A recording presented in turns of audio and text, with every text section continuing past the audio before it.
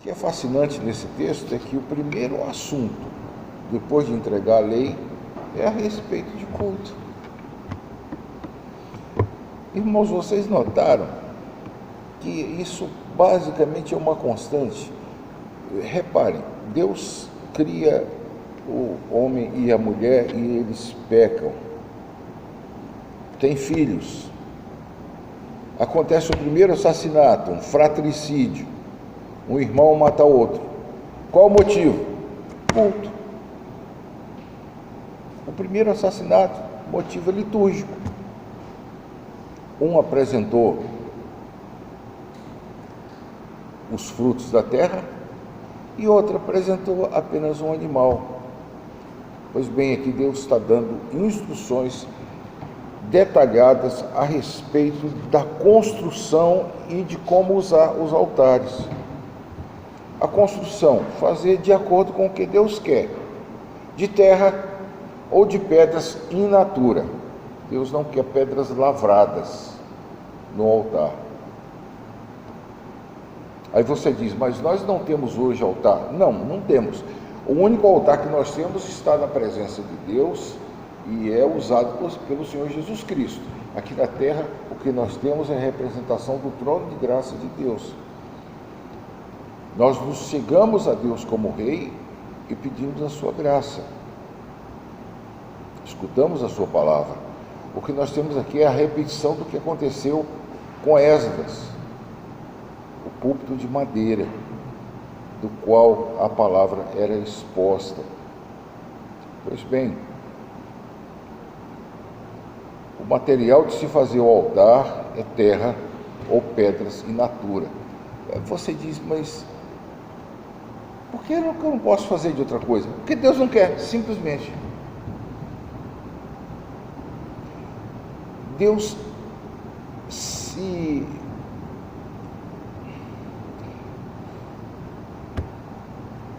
não é se atreve, não é tem o direito, mas Deus exige que até as ofertas que sejam dadas a Ele sejam de acordo com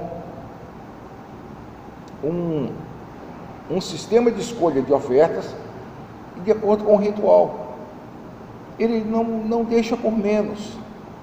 Até as ofertas são determinadas. Você diz, poxa, mas eu estou dando presente, ele devia aceitar o presente que eu dou.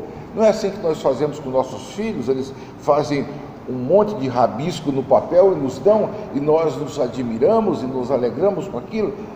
Mas Deus não está cuidando com crianças. Deus está cuidando com homens maduros. E Deus determina o que Ele quer. Tanto é que logo em seguida Ele diz, você vai usá-lo como eu quero. Se você for sacrificar holocaustos, repare, o holocausto era o animal todo queimado. O holocausto é sacrificado desde o tempo dos patriarcas, mas é a partir de alguns dias depois disso aqui, que Deus vai estabelecer que o holocausto tem que ser feito de um cordeiro, um cabrito ou um novilho macho. Se for cordeiro, ele tem que ter menos de um ano. Aliás, todos têm que ter menos de um ano. Tem que ser no primeiro ano de vida. A ideia é essa, um ano de vida. Não é no aniversário de um ano, mas que ele esteja no primeiro ano de vida. Deve ser sem mancha, deve ser sem defeito. Tudo isso tipificava seu filho. E ele exigia que fosse assim, e assim era. Sacrificar holocaustos e ofertas pacíficas de ovelhas, a oferta pacífica admitia que se repartisse uma parte dela com outras pessoas, ou com o sacerdote até. Deus vai introduzir isso mais tarde, se Deus quiser nós vamos ver. Sacrificar holocaustos e ofertas pacíficas de ovelhas e bois, e não subir o altar por degraus. Repare, primeiro ele fala do material, segundo ele fala do comportamento. Você vai sacrificar, vai fazer assim, assim, assim, e não vai subir o altar por degraus. Ou seja, nós temos uma instrução clara que se o altar for muito alto, ele tem que ter uma rampa. E ele diz por que não tem degraus? para não descobrir a tua nudez. Lembrem-se, os homens naquele tempo usavam quetonê. Ainda não está estabelecido a roupa do sacerdote, mas era um manto que ia até o meio da canela, ou até a parte de baixo da canela, mais ou menos como os árabes usam, os egípcios especialmente usam. O quetonê, de onde vem a nossa palavra chitão, era utilizado naquele tempo, mas Deus não queria que aparecesse nem metade da perna, porque se o pessoal fosse subir por degrau, tinha que levantar o joelho para pisar no degrau de cima. Então, o altar devia ter uma rampa. Meus irmãos, uma descrição de altar você pode encontrar em alguns livros, e é muito interessante você observar. Alguns altares feitos pelos judeus, eles tinham geralmente 2 metros, por pagãos, eles tinham 2 metros por 2 com uma entrada. Os pagãos não se preocupavam tanto com pedra lavrada, eles usavam pedra lavrada, usavam degraus também, e enchiam aquilo de terra, porque a terra absorvia o sangue que era derramado. Mas os judeus usaram o altar durante muito pouco tempo, porque logo teve a mobília do tabernáculo, o tabernáculo, e mais tarde isso virou o templo de Salomão. Portanto, não foi por muito tempo que os judeus usaram altar. É certo que na época dos patriarcas era comum o uso de altares. E é aqui que vai dar essa instrução a respeito dos altares. Muito provavelmente essa instrução ou os altares, como nós vemos aqui, foram usados por muito pouco tempo. Fazê-lo de acordo com o que Deus quer, usá-lo da forma que Deus quer e fazer no lugar que Ele quer. Em todo lugar onde eu fizer celebrar a memória do meu nome.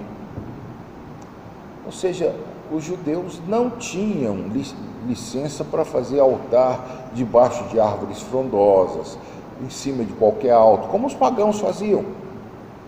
Eles tinham o local certo para fazer o altar de Deus.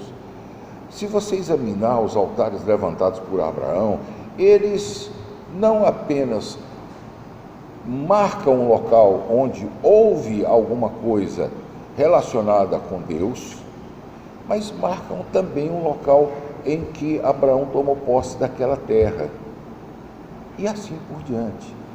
O altar de Jacó marca o local onde ele teve o seu encontro com Deus. O altar que Jacó levantou, se bem que não foi exatamente um altar, mas foi um montão de pedras, levantou com Labão, marca o acordo que eles fizeram, a aliança, o pacto que eles celebraram. O importante é o seguinte: o Senhor deu a lei. A lei explica como é que você deve viver no dia a dia. Ou seja, a lei explica qual é o culto do dia a dia. E aqui vai começar o culto como cerimônia. O culto do dia a dia, que aparece no Salmo 50 como louvai ao Senhor debaixo do firmamento, e o culto como cerimônia, louvai ao Senhor nos seus atos. Isso é completamente separado na palavra de Deus, mas um afeta o outro.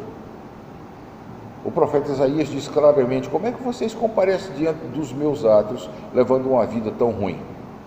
Se você levar uma vida tão ruim, se você não cumpre os 10 mandamentos, o culto fica, como cerimônia, fica prejudicado. A você diz: mas nós estamos todos isentos disso pela morte do Senhor Jesus. Graças a Deus. Graças a Deus, estamos isentos disso pela morte do Senhor Jesus.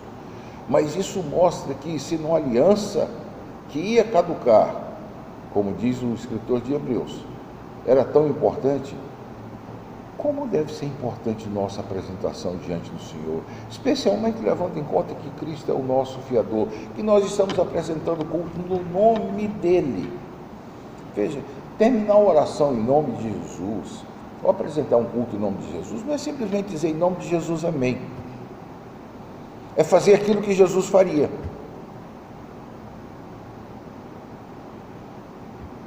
Meus irmãos, tem um excelente modo de você censurar um pouco as bobagens que o meio evangélico tem inventado por aí. Culto de princesa, culto de fogueira, culto de pipoca, culto da saudade.